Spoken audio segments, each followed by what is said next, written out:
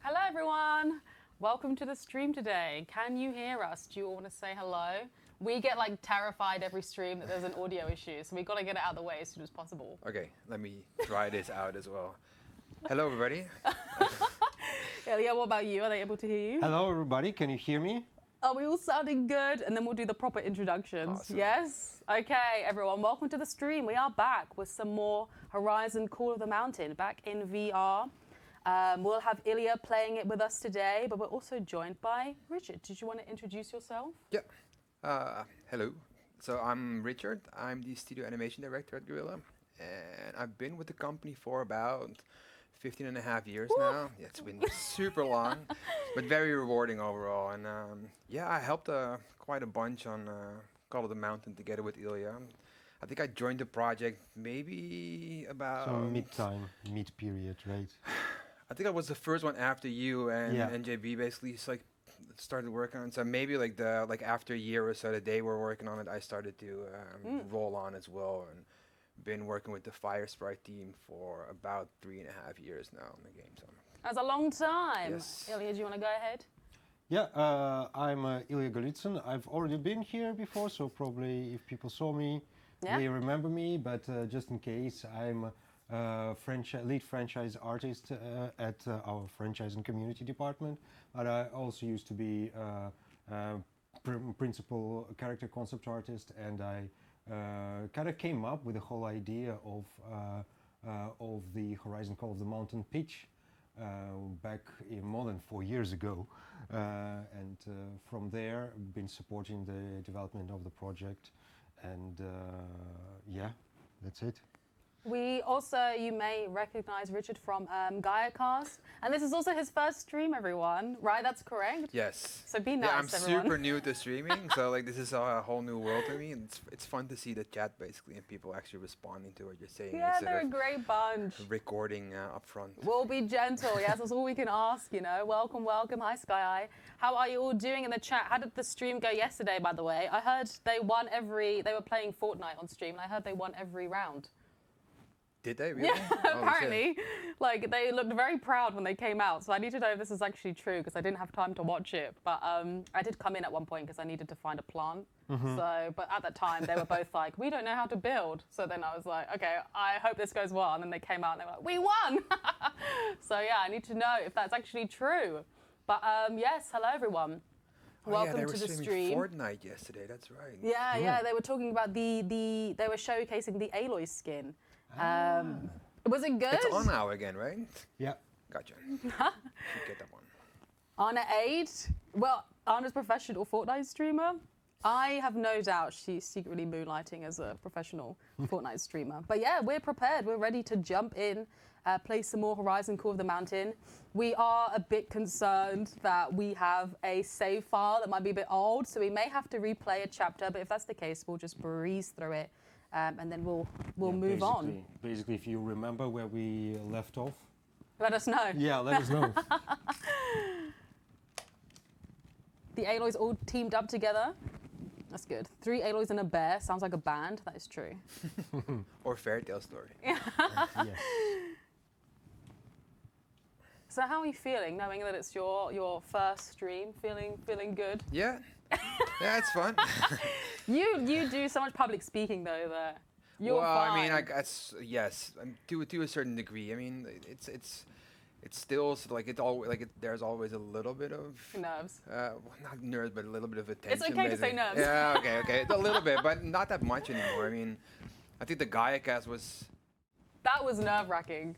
Yeah, but it was also like you needed to actually have like this one is a little bit more free talking, you know what I mean? And I know the GaiaCast was very much like, oh, we need to get certain topics out of the way, and we need to talk about them. We had those questions planned. But you were great. You were great. Oh, my mum's in the chat. Hello, mum. Oh, really? Is your mom here as Yeah, well? my mum always. Hi, She's Chante's always in mom. the chat.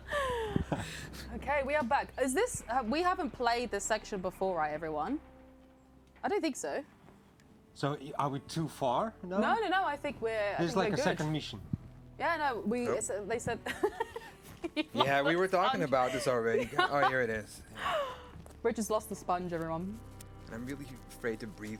I told him about my huge fear about accidentally inhaling the sponge. And I'd said to him, if I tell you I'm afraid it will give you a complex. Yeah. No, I think I'm giving it to Yes. you. You did it. Yes, you did it. I think that's where we left off. Yes. Awesome. So did you want to talk about like what you do at Guerrilla, like what your like discipline here means? I think Okay, you'd be super gotcha. interested. Useful. It's like what I do. Yeah. What is your day to day, or what was it like working on this project as well? So overall, like, so I've started. Let me just like start a little bit like on how I started. Like, I started out as a junior animator, basically like literally on the Killzone games back then, just animating the Hellgast and on Killzone 3, I animated all of the main first-person weapons and all the brutal melees back then. After that, I started on Zero Dawn as the only animator on that project in the beginning, and I was basically the one responsible for setting up the machines in terms of like animation and style and stuff like that. And I did that for Zero Dawn, and then it's like halfway through the Forbidden West project, I started to switch towards the gameplay animation director, which basically means that you're like overseeing all the gameplay animation teams to make sure that the quality is consistent and just giving feedback and a direction, etc. And then once Forbidden West was done, Hold it there, Sorry. because I wanted to ask what your favorite machine has been to work on. oh, that's such a hard question. I think we talked about this a bit on Gaia Yeah. Cast, but like also I wanted to know when you take it and like then put that machine in VR, like what that experience was like as well. Yeah. But I mean, I'm very fond of the majority of the machines, but there's a couple that basically have a little bit more sentimental it's like attachment. It's mostly the Thunderjaw, but yeah, because that was literally the first machine that we actually started working on. Yes. And also just transferring that one to the VR space was quite an experience. Like the first time we actually saw it, and you have to remember that we animated these machines for like a third-person camera, Yeah. right? So they're very specific towards a little bit more of a higher Yes. view, and then Yeah. once you actually see it in VR space, all of a sudden like you're way lower and you're like seeing it all like in its full glory, basically from our perspective. And we had to redo a whole lot basically just to make it work for VR and to make it readable and give it the right amount of weight and make that combat experience fun and exciting the way we did it in Zero Dawn and Forbidden West. So, Yeah.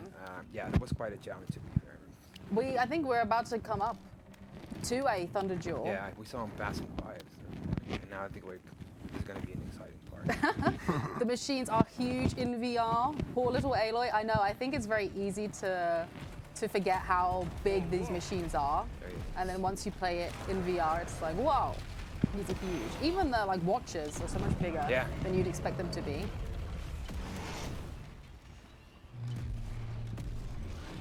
We did see that there was like loads of articles that came out after people were playing VR, and they were saying that Aloy is very small, but she is 5'6", I think. So either Reyes is just a giant. Yeah, I think so.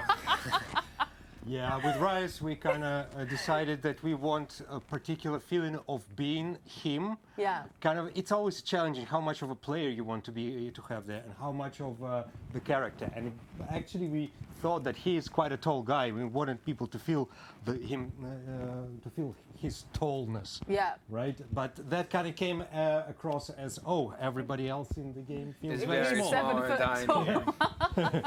The tallest person we've ever met. I love how the Thunderjaw saw Reyes, but was like, nah, never mind. I'll get you later. If Thunderjaw is enemy, why friend shape? How tall is Reyes actually? I don't know if we have the official. Do we have a measurement for him? If it's not official, whatever you say here, they'll take it as official. Okay. So Oh my unless God. it's narrative approved. Let's not do No, that. Let's not do go that. there. Yes. We are not authorized. Well, now we go He's up. tall. He is Yes. tall. Yeah. I did see someone posted on Reddit a picture where they said that to achieve it, because Aloy is like really, really small in that one. Like you just see like top of her head. They said they stood on top of a table to like take that picture, so she just looks tiny. VR is challenging also in a way because there are a lot of things that we take for granted, like the distance between our eyes. And actually, even the distance between the eyes affects the scale feeling. Yeah. You could tell Ilya's done this a million times because he was not phased at all. Oh, sorry, I have to mimic. You gotta act. Yeah. You were just like waving. Yeah, he's basically my friend now. Thunderjaw. Hello there. No, I think we're good to stay here. Ballista Tower. There's a ballista up there. Why are there new defenses? The Oscar goes to. Yeah, there you go. Ballista bolts. These things pack a punch. Yeah, we definitely underestimated the amount of work we needed to do on the robots in order to. We thought that pretty much they would work just as well as they are in Zero Dawn, but Yes. it's completely different. Yeah, like I said, I mean, it's mostly the view. I think that was the thing that we really had to like reconsider and make sure that everything is readable. Yeah. And in fact, like one of the hardest things basically in VR that like all of the sort of like stuff that you think you know about making games is basically out of the window when you start making a VR game. Because I mean, Maybe you're just full, Ilya. Sorry. Maybe you just have enough of them. Maybe. Yeah. Sorry. no, it's fine. Like let's guide Ilya a little bit. Like he doesn't know what he's doing anymore. Never knows. Maybe it's mostly because like there's so much player freedom all of a sudden, right? And like the player can literally just like look wherever they want, whenever they want. So it's really hard to like guide them in the right direction and make sure that they see what you want them to see. Yeah. So I think that was the hardest challenge that we had to get out of the way in the beginning. But once we kind of figured out what worked and what didn't work, it was cool to basically reimagine all these machines that we wanted to be in the game to actually make them for the VR space. Were you surprised with like any of the machines like translating? Because I know like you have to have the components there as well, so people know like where to hit. But was there any that you were like surprised the transition from third person to first person? Maybe it was like an easier process, a more difficult process, anything like that?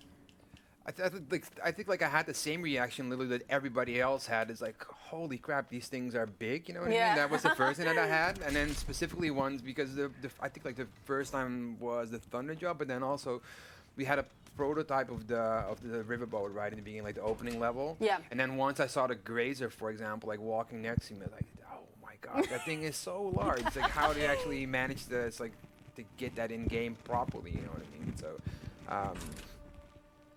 So not really like that. It's mostly about it's like okay, like they're really big. So how are we gonna play readability basically? Yeah. And how do we?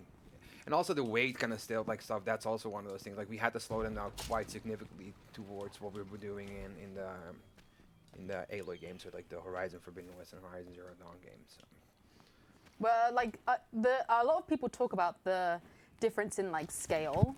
But how does the team actually plan out like the scale of the machines? I know that like we'll look at certain machines. You already in the mindset. We're gonna make this machine a bit bigger and more aggressive. We're gonna make this machine smaller and like not as aggressive, for example. But we're talking about like the Zero Dawn and Forbidden West. Yeah, like about, so right? then Okay. like how do you even decide the scale of these machines to begin with? It's like we have a roster which we call like small, medium, large size. Like those are like the three sizes that they fall in, and Yeah. then based on like and it all starts basically with game design. Like we start with like we call it 2-pagers, which is kind of just a very very small description of this is kind of the core function of the machine, and it's going to be a small, medium, or large size machine, and this is kind of the combat experience that we actually have to go through with these machines. Right? Yeah. And from there on out, we kind of already know what type of machine it will be in terms of size, basically.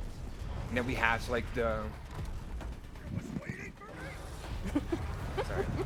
You have to be scared, Ilya. Don't just keep Ilya's like climbing. racing. Just- He's a professional. Whoa! Ilya has no time to waste. I was basically just listening to you and kind of like, don't let Thunderjaw distract me from what you're talking about. But yeah, those sizes, I think like they actually like Now are it's still following me. like so like legacy from the early prototypes that we did. Like when we started, like we only had the Thunderjaw, the Grazer, the Watcher, because those like then we actually had the 3 classes that we wanted to have in the game. Yeah. And our first combat machine was the Ravager. So we had those 4 machines basically as a first roster when we started making Zero Dawn, and based off of that we knew what small, medium, or large machines Like basically looked like, meant. yeah. Exactly. In terms of volume and in terms of size and in terms of also in terms of the combat experience and the amount of elements that they needed to contain, basically. I know that a lot of machines are kind of based on like familiar, let's say animals, for example. Yeah. And like when we see the Tremor Tusk, it looks more like a familiar scale that you'd see like an elephant look like. But when you compare it to the Slitherfang, which is a huge machine, like how does the team, like what's the process? Yeah, like That was a huge sigh. no. It's like that was mostly just reminiscing, like okay, like how do we actually do that again? I don't think there's actually a certain procedure that we go through. It's literally just like you have the stakeholders of every team, and we just get together and think like, okay, this is basically what we want out of it. It's also like starts a little like, so for example, the Slitherfang, we already had a concept art piece that we made during Zero Dawn because we actually wanted to make a Slitherfang type of machine for Zero Dawn back then, but we knew that wasn't in our abilities at that point. It was just going to be way too production heavy for us. Yeah. But based off of that, like the concept artist that actually did that sketch back then made it insanely huge, and then just like seeing that like picture, you're like, oh, like we basically just need to recreate whatever that experience or like that moment is in that concept art piece, right? Yeah. So the Slitherfang was already kind of determining like, okay, this thing needs to be basically a 60-foot, like, or like maybe like, what is it, like a... It's like a I don't know. million I feet think, tall. I think it's like the actual size, like 50 meters or something like that, like Yeah. 50 or 60 meters. Sorry, I'm not too familiar with like I'm telling you, narrative converting is going that to be on our case. no, but it's like just like the conversion to feet and stuff Oh, like yeah, that. That's yeah. Horizon Close Call Sir of the Mammoth Mountain. says that there is an entire machine based. Sir Mammoth needs to get royalties. Yeah, we'll see. You can apply for them. Can you take us like through the process of creating machine? Like, wow, how does it start? What point do you know that you're done? Like, could you that take you're us never through done. Yeah, exactly. But could you take us through that process? Yeah. I'll DM you my PayPal later. Thank you. Oh no. Or the PayPal for the royalty. Yeah. There you go.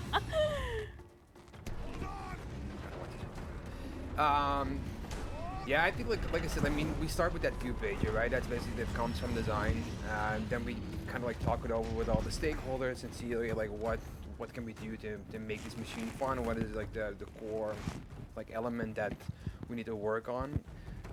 I think from there on out, basically every team just starts on its own little research trip.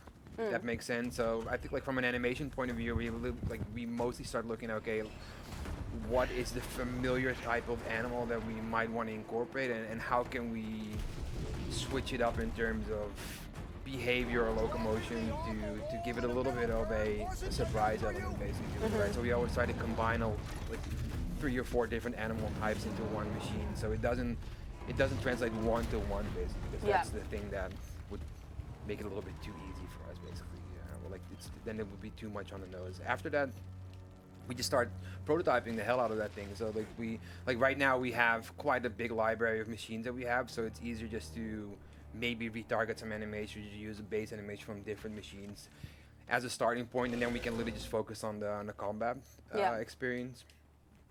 And then it's just prototyping it, so just doing very quick and rough and dirty animations, put it in game, hand it over to the AI team, they can hook it up, and then we can start fighting it and get a little bit of a feel of what the machine could be and what the machine could do, basically.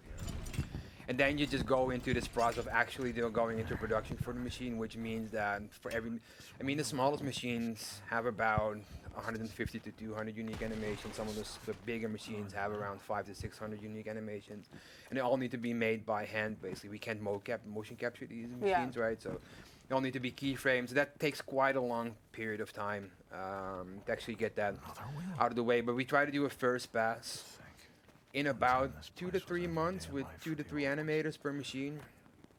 And then from there on out, it's just like putting it in game and let all the other departments basically take it over from there. So AI hooks it up, then there's a little bit of a game design balance pass.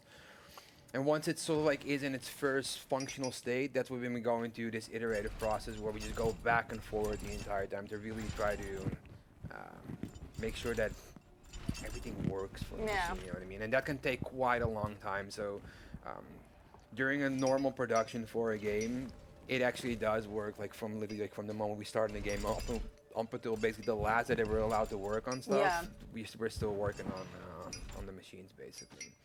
And even then, like I feel like we're never done with them. Like every time I play our games, like oh, I wish I could fix that, or like oh that doesn't look right, or but that's all fine. I mean that's basically what we always have. Right?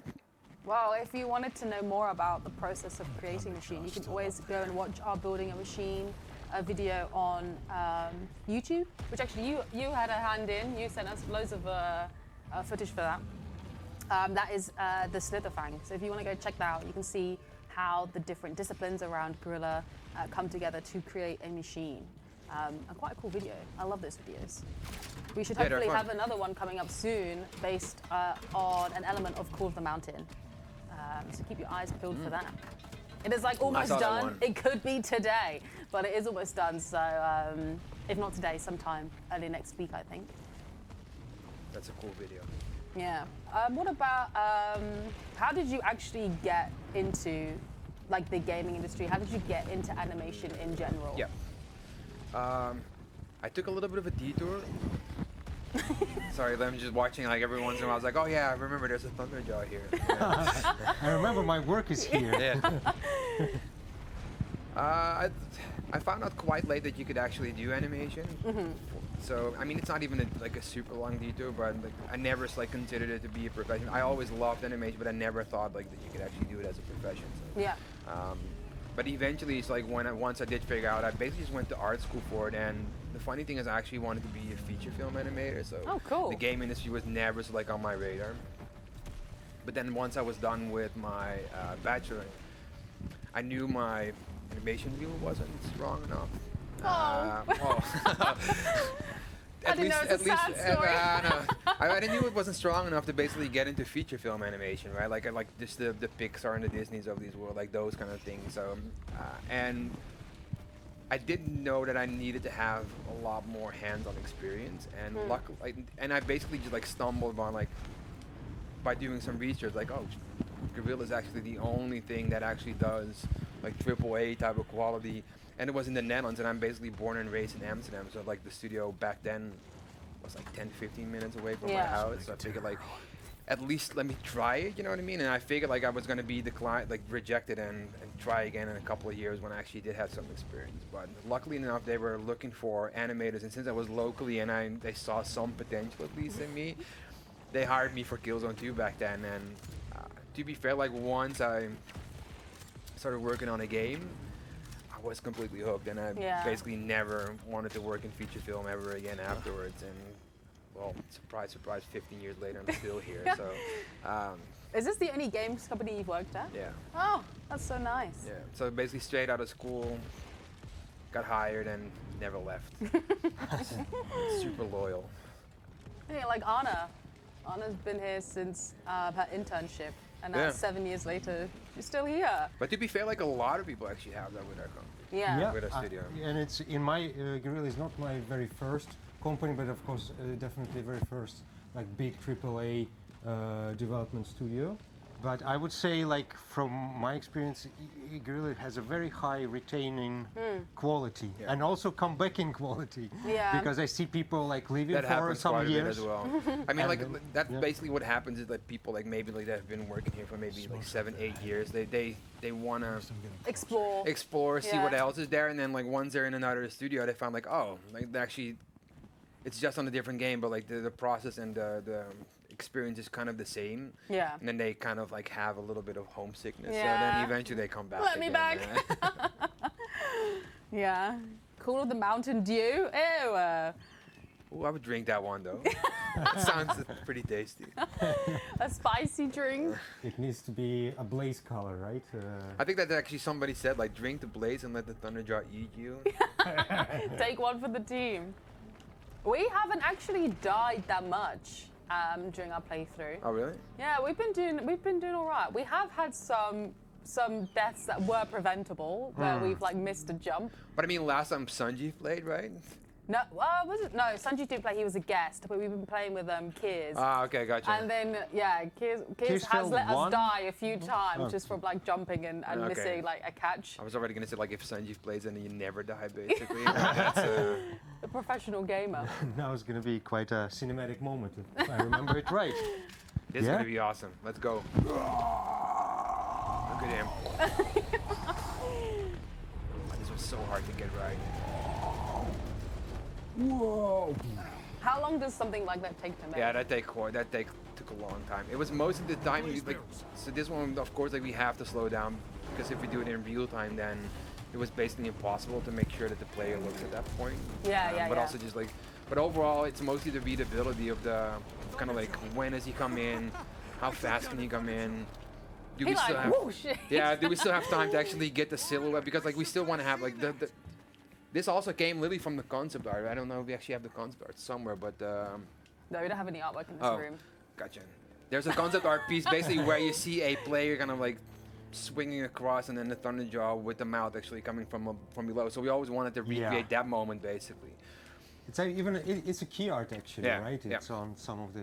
So Yeah, the thing that's for true, me yeah. is that I literally just wanted to have that like that open mouth moment, like very close to your player, face, yeah. basically. You know what I mean? So We've been hearing the people that are going to GDC this year from the Guerrilla team. They've been doing their talks internally, and something that a lot of them have raised is how difficult it is to get a player to look like exactly where you want them to at a certain moment of time. So it's interesting that to help with that, like that's why the team looked at like slowing it down.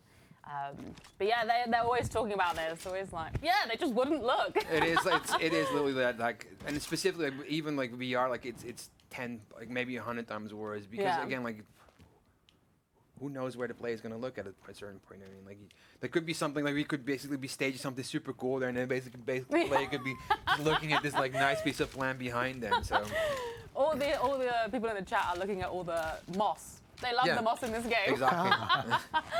Yeah. Oh, Felix gonna love here. Yeah. Abstract figure compared to. I keep forgetting to hold the buttons, and so I fall off the mountain, just like I did to poor Aloy in Zero Dawn. You'll get it. You'll get the hang of it. If the ancient machines Gamers never look up. Yeah, this is something that, well, I don't want to spoil it too much because in case the talk then goes online. But Dennis is going and he's talking about the cauldrons. And he was saying that the tall neck cauldron that we're probably all familiar with, at one point you go in and you see the tall neck, like the disassembled tall neck. And he said that actually took a few iterations because of how difficult it was to get the player to look at the tall neck when they went into the room. So many people would be like looking elsewhere. Standoffish. I think we're a nice bunch. They're talking about you here. Am I standoffish? No. Oh, it's like what? I need to work on my social skills then, if that's the case. People like Guerrilla seem so friendly and down to earth. I imagine people who work on such masterpieces seem to be a little more standoffish. I think Guerrilla, especially, everyone is kind of like super welcoming with if they're working on something and you want to know more about it, they're happy to talk you through it, which is really cool. Oh, no, not you. I was just joking.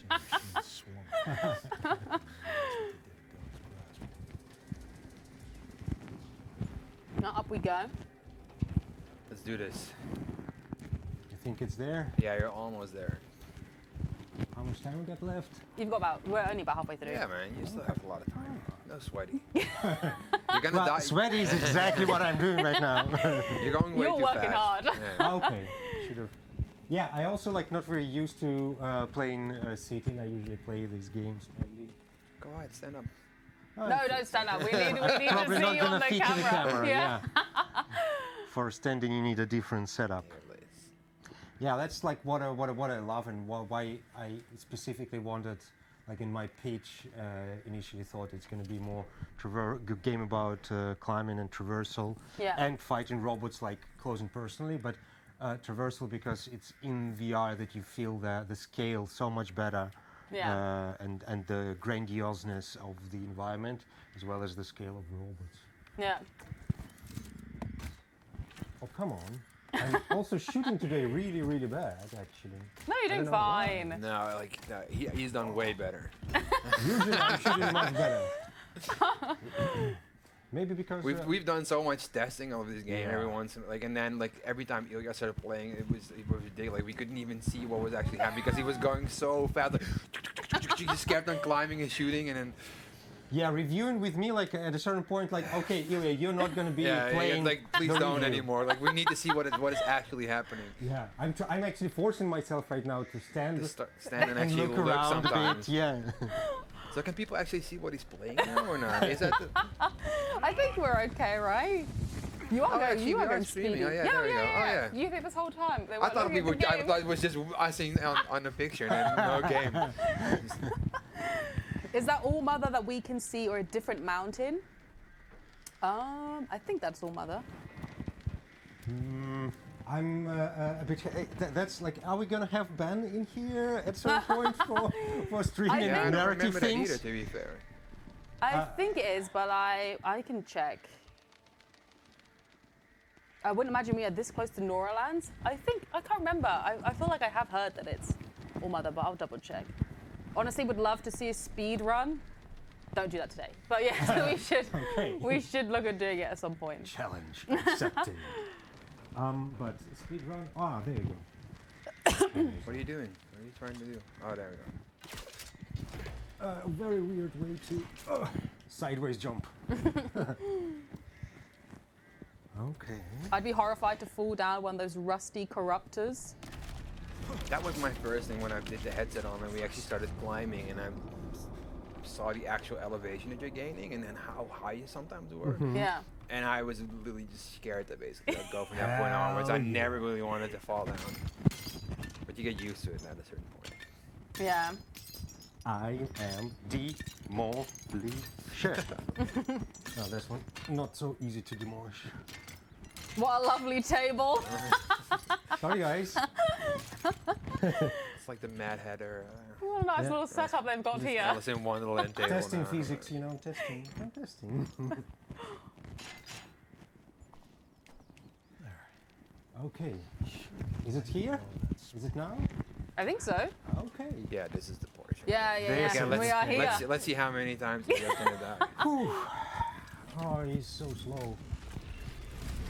Watch the intro. See, look, this is what I'm saying. Nobody's ever looking. Okay. Oh, nice. We're actually going for the platinum run, so I What does that mean? Like that you actually have to like do everything? Oh, okay. The Yeah, platinum is yeah, like yeah. get everything. But I think we've already missed too many beacons. So. Yeah, probably. What do you mean, probably?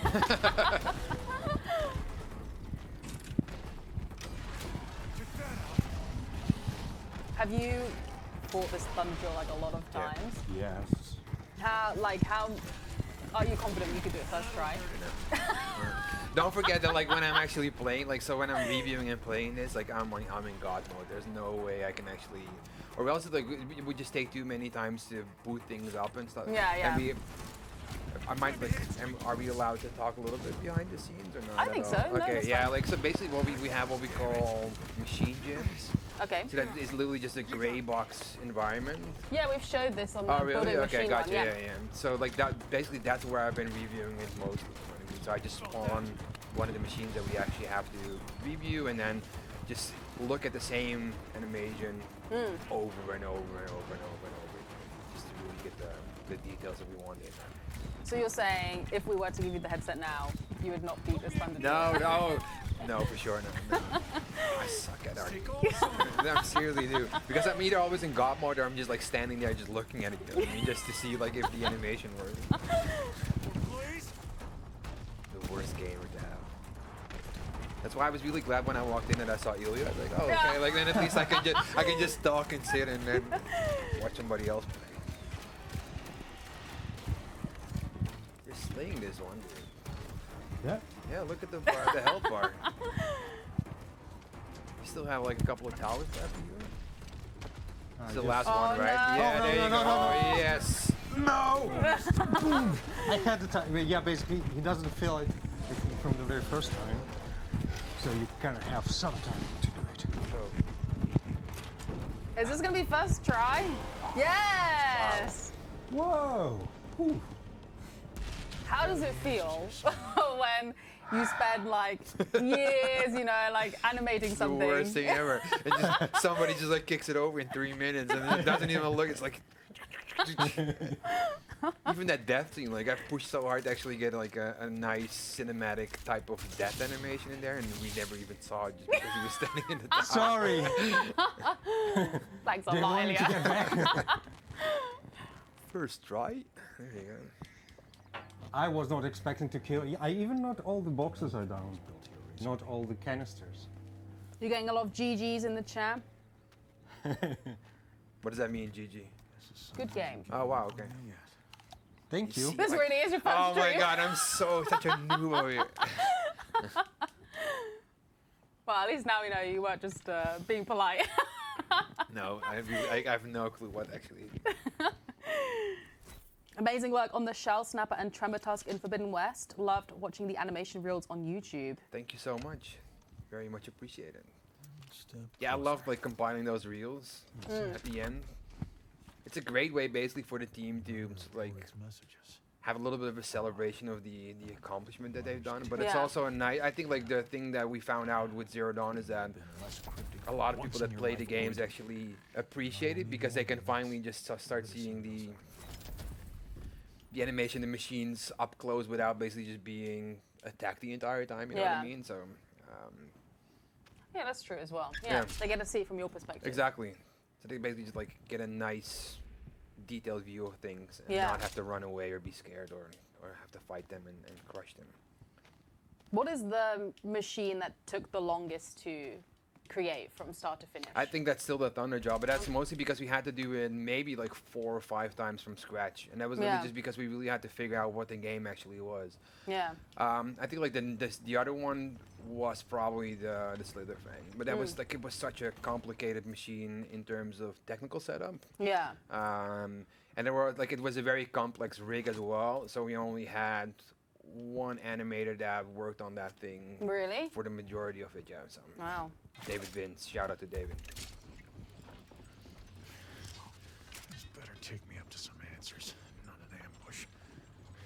So I think yeah, that one probably is the maybe the nah. Yeah, I'm just thinking about it, but I think What's I see it's a secret. no. I don't even know what the actual game name is for that machine either. Oh. Can I say the word I title? wanted me to find answers. Well, only if I can guess it. This Go is on, you. The plasma Word spine. mustn't have seen it. Oh no, it is the Understood. slaughter spine. Yeah, the slaughter Yeah. spine. Yeah, we called it plasma spine when we were. But that, Back to and it was Dawn's mostly because you had so many different states, but the majority of the states were more like were the same animation we were using. It was just using different effects and so like aggressiveness. Yeah. So that was still a normal large size machine to make, basically. Yeah. Yeah, so I would say the Thunderjaw, but that was more from a time perspective that we had to redo it a couple of times. How do you give the machine such a great feeling of weight in their animations? Good question.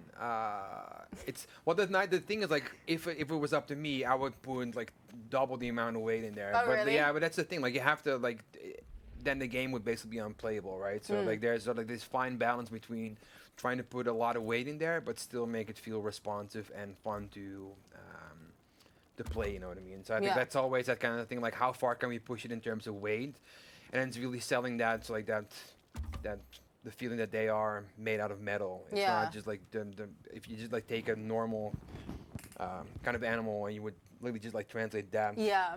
to a machine, that doesn't really work basically. So it's really going in there. Defeated a Thunderjaw? She's so What proud of sent you. me to do. Looking for answers. Have the machines stopped coming through the settlement? Well, So I think like that's the guess fine I balance found your basically that we're answers trying to a look for. possibility. Yeah. Radel? These components were made Well, by the old ones. I'm proud of her because I think she These really were did made by really an good Osram tinker. work on Osram. Radel's design. And yet Uruk went Yeah. to Mother's Tears and Nora territory. Mother's Tears is a settlement in Valleymead. The Nora abandoned it during the I Red watched the Raids. animation GDC presentation. Was this you? Yep. And I heard that most Nora machines far were too built by superstitious 1 to about the 3 old people. ones How did it to feel touch after you device. finished a machine? What is It's that amazing. device? It is But like how do you know when you're done? again like we know like we know like A beacon at a certain point you just feel like okay like So, you can't like polish everything and Yeah. up until the point where like you're super happy with it, but you just need to find like the overall kind of thing like where okay, it feels consistent basically. And I think that's what we're always going for. When we're saying build, like the 1 to 3 people is just the animation team, right? But that's not like the majority of the other team. Basically, I think like the actual team itself must be around 20 to 30 people basically working Yeah. on one machine. So like it's a lot more, but that's all of the different disciplines. From the animation team, it is 2, sometimes 3, with the exception of the slit effect, that was just one animator basically. But yeah, once you like, I think like. Like they have a couple of steps, and like the first time you actually see it in game, and you see like the things that you envision kind of like working out, that's a really special feeling. That's always sort of like that, like okay, now we're on to something. But sometimes it also doesn't really click, and I think that's the one of the harder things. Like when she's like oh, this is actually boring. Like it doesn't really work. You know what I mean? Yeah. Yeah, the angry chicken. There you go. Yeah, I love that. Like that chicken was so vicious. He just wouldn't leave that poor woman alone. Just keep on scratching. So that's kind of like, again, like that's when you know, like, oh, like that's fun to me. You know what I mean? And that's when I want to incorporate in there. But I think like from that same video, I think like a Frost Claw and Inferno Claw, like those were like really hard to actually get the personality in there that we actually wanted out of it up until. Because it was so obvious to me, like, okay, this is going to be a bear, right? And then once you start putting just regular bear in there, it's like, oh, this feels like a giant person and a man, like in a bear suit. Like, that's the thing. And then we just kept on iterating on just the bear portion of things. And it's like, oh, this is not working at all. And then we just, like, I just had to take a step back and think, like, okay, like, what else can we do? And because it was so obvious a giant bear, we were always looking at giant bear references. But then once I figured, like, oh, there's also small bears, right? So we started looking at a little red panda. Red pandas, indeed, or just like regular pandas, even. You know what I mean? Like the like threatening ones, and like, oh, they're rolling around like crazy the entire time. Let's try to do that. Yeah. And that worked. Like, and then you have your hook. Like we always call it a hook. You know what I mean? And then once you have your hook in there, it's like, oh, okay, let's build the entire machine around this 1 or 2 archetypes or characteristics. Yeah. Ilya, we have about 10 minutes left, but when you're finished with this rope dart, are we able to like look around this area as well? We haven't. Sorry, Richard. We haven't looked around it. Last stream, when Kiers was playing, Sanjeev was like goading him to like punch something or whatever, and he like Kiers like leant over and punched Sanjeev's chair, and it was like so loud. At least not Sanjeev.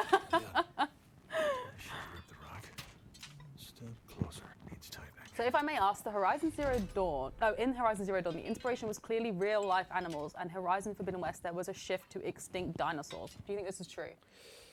Not per se, though. But yeah, I can see what the remark is about. I guess when you look at like the Slaughter Spine, Yeah. for example. But I would say like you also have the Tremor Tusk, the Slitherfang. Yeah, it's always a mix. I think like we do have a certain rule set, and I don't know. Again, don't know how much we can or can't say, but there is a little like there's a couple of things that we have to take into account. So, but we do try to find that nice balance of indeed like prehistoric type of animal, like animals taken as inspiration, or like little dinosaurs as inspiration. But I think like the could be right. I don't know. Maybe I have to look into that. What is the number one thing to keep in mind when animating machines? Any advice for those looking to add animation to their own game, prototypes, etc.? It's a large question. Yeah, because there's a lot of things that basically take into consideration. I think like so like one of the things that we literally found out with animating the machine specifically is that that there's a certain thing that the game can be very chaotic if you have like a lot of machines on screen. Yeah. So we had to really go for clarity sometimes more than just making something super cool. You know what I mean? Yeah. So and of course we still make it super cool, but it's mostly about getting those clear lines of action basically on screen The readability. the attacks that they're doing. And I think like that is one of the key things I think that we mostly focus on when animating them. Yeah. In terms of prototyping, I think like that's what I kind of like mentioned already before, but it's mostly just like get your stuff in game really quickly and start iterating from there on out. You can work in your 3D package for a very long time, but it will never translate the same basically once you see it in a game space, you know what I mean? Yeah. Yes, these are the lore collectibles that you pick up throughout Horizon Call of the Mountain. You can bring them back here, and Reyes will talk about them a little bit. Pretty nice. Can we? Okay, there's a couple. Claw Stride is your favorite machine? Yeah, one of mine as well. I love making those and like the cycles for it. Yeah. Can we talk about the monkey machine? The Clamberjaws. What do you want to talk about them? They just wanna. They They just wanna. they just want us to talk about it. What was the inspiration for the spike snouts? Now I have to remember what the spike snout The spike snout is like the little small one on the ground. I could show you a TikTok that we have, but I don't think you'll love it as much as we do. But it has like a long nose and it has like a tongue. Ah, okay. Well, that yeah. No, yeah. Again, that's our yeah. Can I say that or not? Is that all allowed to talk about or not? What we actually use as inspiration for? Oh, I think so. I mean, we spoke about a bit Okay. during Gaiacast. Yeah. I think like the spike snout was a little bit of a mix between a skunk and a anteater, basically. So the whole like front was like more from an anteater, like with the actual visual, but also with the long tongue that he actually has, and then the tail was kind of like the back portion of it was skunk, basically where we could use the spray of what the skunk actually does when it's being threatened to maybe you like convert into a attack, and I think like those two elements combined basically made the spikes now. I'm sorry, I like because I always forget what we actually named them in game. You know what I mean? We yeah. always go for like the production names there. It is tough. You've done many machines at this Yeah, point. yeah, and also like, again, like internally we call them completely different than what they're actually eventually, because we just like we have to put a name on it, but Yeah. those names basically are made up by the writing team, but that's always like far into when we're already like way into our production time. So By the time you all hear the name that you hear it in game, the team have been working on that machine for Yeah. what, like 4 years, or whatever. yeah, you see like somebody like we know like Cargo Rhino, indeed, like that's also one. Like the, Yeah, the that was, behemoth one someone is, said yeah. that in Gaiacast. Yeah. It wasn't in your episode actually. Okay. I think it was like in the Quest episode. I want to say Tim Stobo, and then he said Cargo Rider, and we were like, no! But then it was like, just keep it, because I think it is interesting for people to hear as well. Yeah, the comms giraffe. Yeah, there's a lot of different names. Yeah, the com giraffe as well. People know these names. That's funny. They are like waiting Cargo for you crab, to say yeah, that was anything. another one as well. Oh, come on. You This can the do it, you day I can do went to the area, to the challenge area where we basically practice. It's hype for a guy, I guess. I've told you, you'll be making your return. Yes.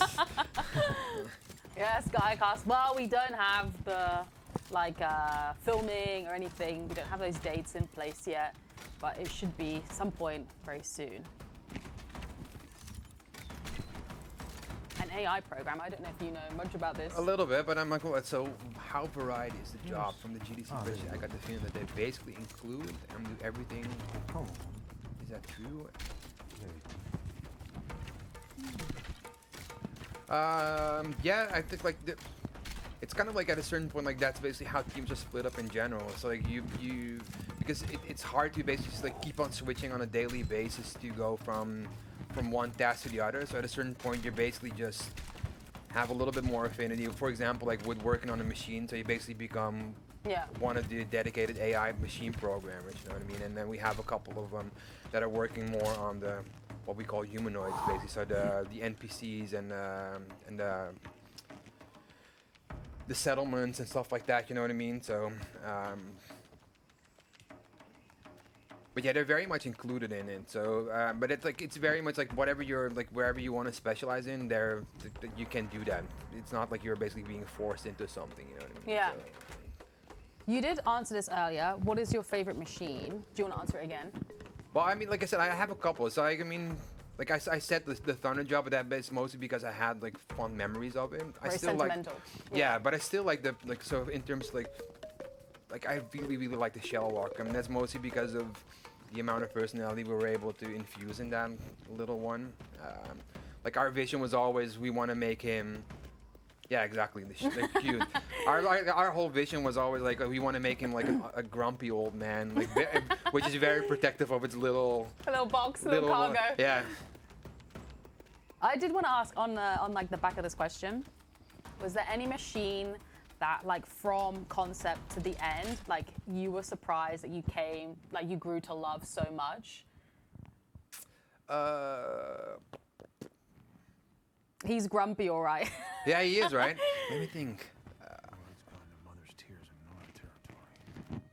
I think that might be there's a couple of them, but I think like a good one was the cargo rhino or the behemoth. Yeah. That turned out quite well in the end, which I hated in the beginning. That was kind of like that was the one machine that was kind of in between a medium-sized and a very large-sized machine. Yeah. And it was super hard to basically get that one in combat and actually make it fun. And it was mostly because of the amount of weight that we wanted to do on that we wanted to give it versus the like gameplay experience that you got out of it. But once we it took quite a long time before we actually got it working. But once we did get it working, it's like, okay, now I get why we made this machine. Mother's Tears. Yeah. Come over, let us pet you. Oh, that's so cute. Needed to know where the Ostrome was tracking it. Oh. I think we will actually come up to the end of the stream now, everyone. We only have a couple of minutes left. So get your last minute questions in now. Does the long leg have a different internal name? No, that one actually stayed the same from what we started off Yeah. with. Can you Yeah, so now we're in, what did it say, Mother's Tears? Mother's Tears, yeah. So we will be back, oh my gosh, I can't finish my sentence. We will be back next week, and we'll go through this quest as well. This one's quite an exciting one, actually. I think there's like some stealth elements in there. But yeah, I will pull us back to the cameras, Ilya, so you could take the headset off. Yes. Now I'm gonna have perfect VR. Red face. boy. Sorry for ruining or running through the No, Thunderjaw combat. you so did far. great, you did great. I loved the GDC talks about Zero Dawn. Are there ones about Forbidden West? Yes, we are actually posting about these on our social channels right now. GDC, I think, is next week. Yep. And we have a few Guerrillas going.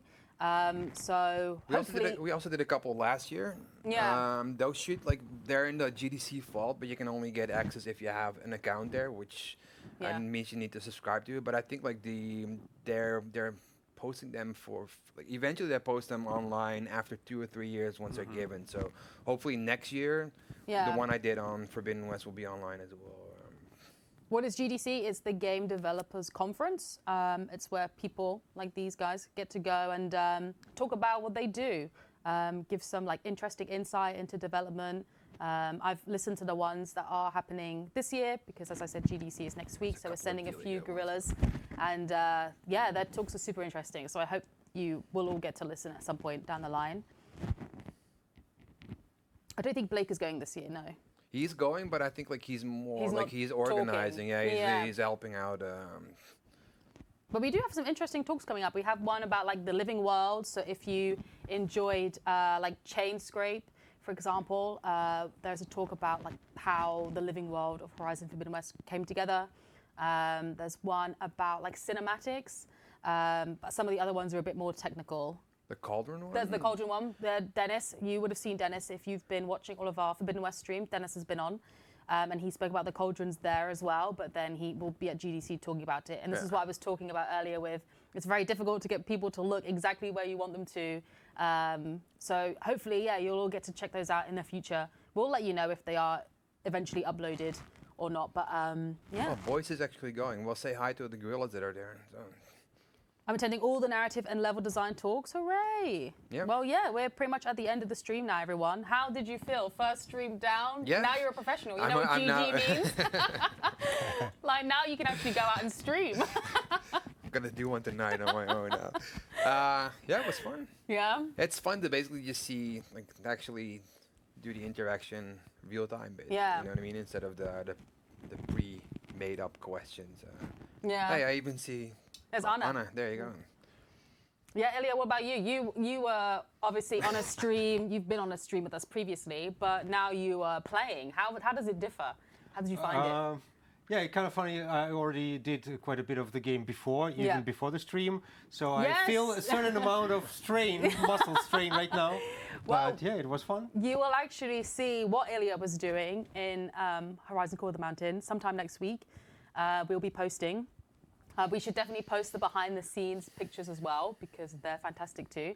But yeah, keep your eyes peeled, everyone, because it's super cool. But yeah, I think we're pretty much at the end now. So thank you all so much for joining us. We will be back next week with Horizon Forbidden West on Thursday and then Horizon Call of the Mountain on Friday. So same time, same place, 4 p.m. CET.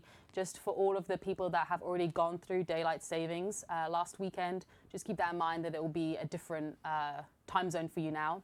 But yeah, 4 p.m. CET. I think daylight savings is for us next weekend. Yeah, it's in 2 weeks, I think. Yeah, so we will soon be back to our normal time zone difference. But until then, yeah, just be aware of them.